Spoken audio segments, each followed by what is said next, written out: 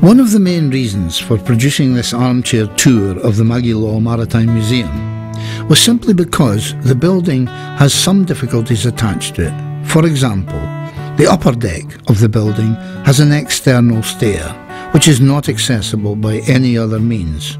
So if someone with a disability or someone with mobility problems wishes to visit the museum, we felt we had to find ways to make that more accessible, and so the idea of the armchair tour came about. Someone can come to the lower area of the museum, they can access the computer there, and then they can have this guided tour both of upstairs and downstairs of the museum, trying to help people maximise their visitor experience. As we enter the upstairs area, it is a brightly lit area looking out through a bay window to the wild North Sea beyond, across the old slipway, the Cutty, and into the harbour area, part of which was designed by Thomas Telford. The area is small, but we've attempted to maximise it by the use of interpretive panels and scrapbooks, and also computers which would help people take more information, or just simply browse through the scrapbooks and cuttings, or stroll round the interpretive panels to get the basic story of some exciting events that have Gurdon at their centre. The first panel as you enter the door on the right hand side is a panel dedicated to James Meritt, the boat builder from Gurdon, who in his career built over 200 boats in that yard along beside the railway cutting just north from the museum itself. Of course, the most famous boat was the one he built for the fishermen of Gurdon, commissioned by them, called the Maggi, and it got its name from the daughter of a fish curer called Tom Law, and so the boat was christened the Maggi, and that is the centrepiece of the downstairs area of the museum. The next panel tells the story of Hercules Linton, the designer of the Cutty Sark. He served his apprenticeship with Hall, the boat builders in Aberdeen, and went on to design the first composite ship of steel and wood. This ship was built at the yard in Dumbarton and was called the Cutty Sark, taken from the famous poem Tam O'Shanter by Robert Burns, where Tam of an evening, where drink had been taken, was coming back through the kirkyard at Old Alloway, and came upon warlocks and witches in a dance, and in a moment of madness shouted out, "Weel done, Cutty Sark." A little known fact is that Hercules Linton from Inverbervie actually commissioned James Mowat of Gurdon to build 2 boats for him, and he personally supervised them himself. And so we have this wonderful connection with the world-famous name of the Cutty Sark and the very famous local name of the Maggi. The next panel along tells us a little bit about the Gurdon fleet, and this is a work in progress. On this panel are listed the number of boats that we could identify from the boat stamps for fish sales from the Gurdon Fishermen's Association. Of course, we know this list is incomplete, but this is where we want visitors to help us help the museum. And so a specific book has been designed, as well as a page on the website, where anyone who comes along, who knows the name of a boat, or the skipper of a boat, or the registration of a boat, which is not listed on this panel, enters it into the book, and we eventually upgrade the panel so that we will someday have the most comprehensive record of the Gurdon fleet from past right up to the present day. The next panel along tells a wonderful story of Gurdon and the First World War. In 1916, a boat called the Bella sailed from Gurdon, sailed northward for line fishing. This boat with its 6 of a crew were fishing off Catterline Bay when a German U-boat surfaced and took them on board and blew the Bella to smithereens.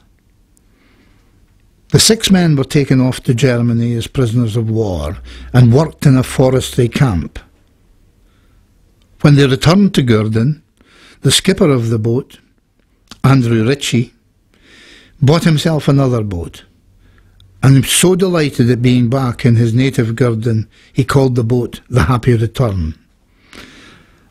And a wonderful model of that boat can be seen in the downstairs part of the museum, where it has pride of place today.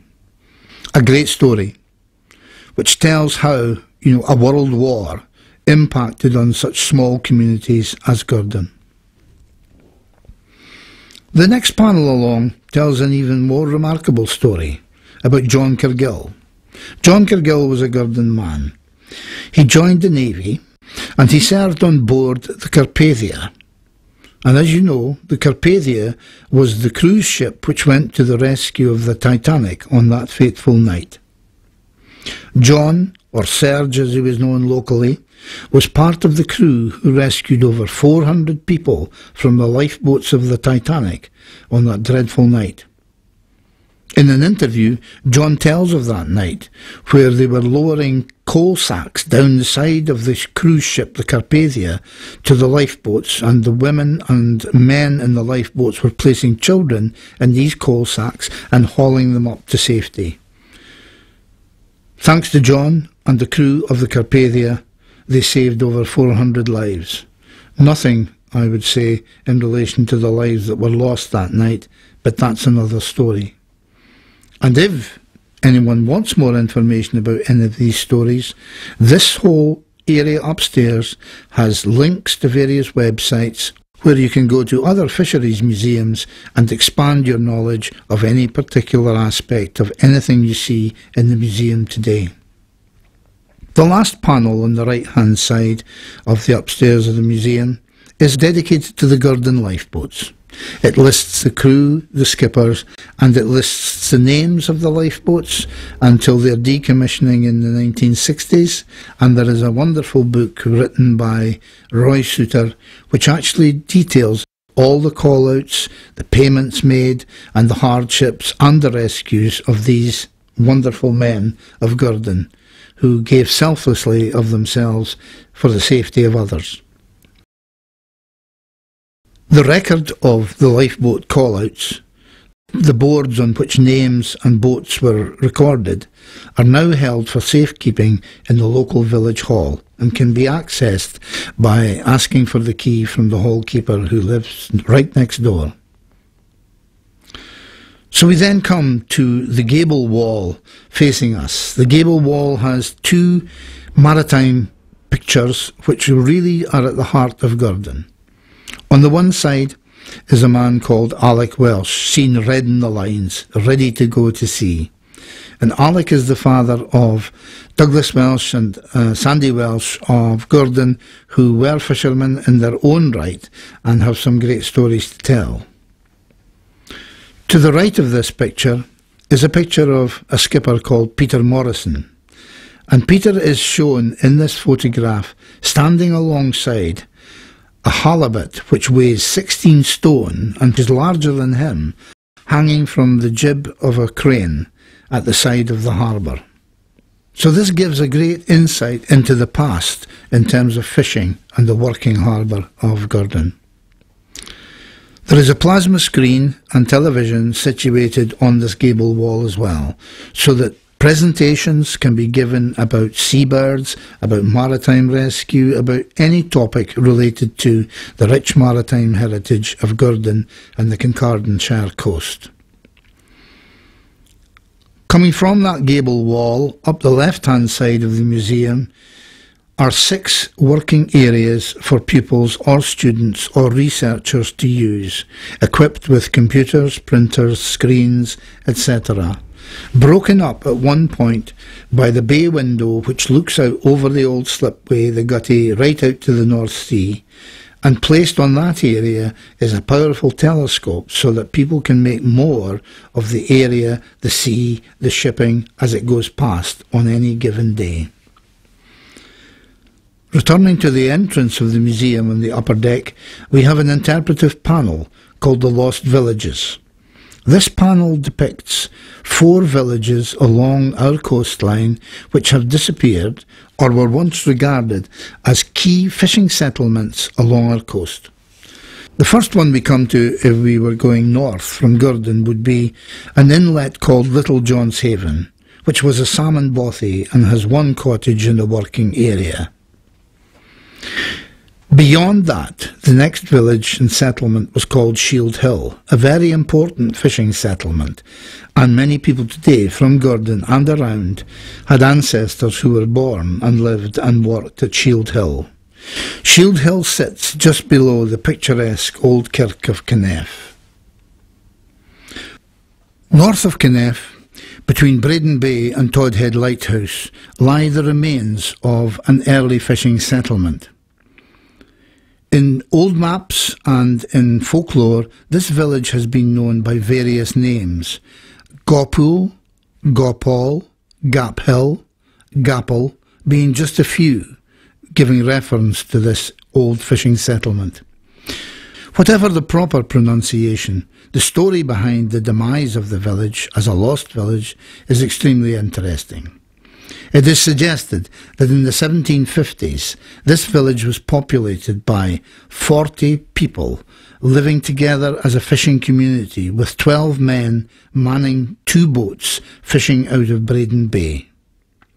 One evening, the press gang, in their search for men to press gang into the British Navy, descended on the village and took away the 12 men, leaving the women and children with no other option but to move away to find work and means of sustaining themselves in the surrounding areas of Auchenblay and Inverbervie. Further north, going past the village of Catterline to a village called Crotton. Crotton today is a thriving residential area, still a small village, but it still holds the picturesque remains of some of the old fishermen's cottages. Shield Hill was seen as one of the boundary points for fishing along our coastline, and from Crotton to Shield Hill was seen as the area which was profitable for all the villages to work in and to cooperate with along the stretch of that coastline.